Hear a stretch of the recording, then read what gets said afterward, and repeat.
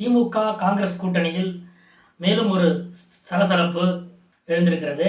December 3ஆம் தேதி காங்கிரஸ் கட்சியின் ஐவர் குழு திமுக தலைவரும் முதலமைச்சருமான ஸ்டாலினை அறிவாலயத்திலே சந்தித்து பேசிய நிலையில், அன்றைக்கு வெளியே வந்த காங்கிரஸ் கட்சியின் மாநில தலைவர் செல்வ பெருந்தகை ஒரு பெரிய வதந்திகளுக்கு முற்றுப்புள்ளி வச்சாச்சு.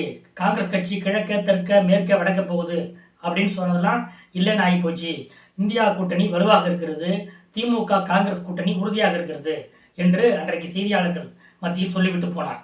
இந்த நிலையில் டிசம்பர் 3ஆம் தேதி அந்த சந்திப்பு முடிந்த ஓரிரு நாட்களில் டிசம்பர் 5ஆம் தேதி காங்கிரஸ் கட்சியின் அகில இந்திய தொழில் வல்லுநர்கள் பிரிவு அதோட தேசிய தலைவர் திரு பிரவீன் சக்கரவர்த்தி, தமிழக வெற்றி கழக தலைவர் விஜய் அவர்களை அவருடைய பட்டினப்பாக்கம் இல்லத்திலே டிசம்பர் 5ஆம் தேதி மதியம் 1:30 மணியிலிருந்து சுமார் 2:30 மணி வரை, கிட்டத்தட்ட 3 மணி வரை இருவரும் சந்தித்து உரையாடி இருக்கிறார்கள். இந்த சந்திப்பின் போது வெற்றி கழகத்திலே தேர்தல் பிரச்சார மேலாண்மை பொதுச் செயலாளர் இருக்கக்கூடிய திரு ஆதவ் அர்ஜுனாவும் உடன் இருந்திருக்கிறார் என்ற தகவல் தான் இப்போது திமுக காங்கிரஸ் கூட்டணியில் மேலும் சில சலசலப்புகளை எழுப்பியிருக்கிறது. அந்த டிசம்பர் 3ஆம் தேதி அந்த கூட்டணி குழு முதலமைச்சரை சந்திக்கும் போதே இவர்கள் அதிகமாக டிமாண்ட் வைக்கிறார்கள், அதனால திமுக கூட்டணியில் காங்கிரஸ் நீடிக்காது என்ற ஒரு கருத்துரு ஒன்று இருந்து வருகிறது.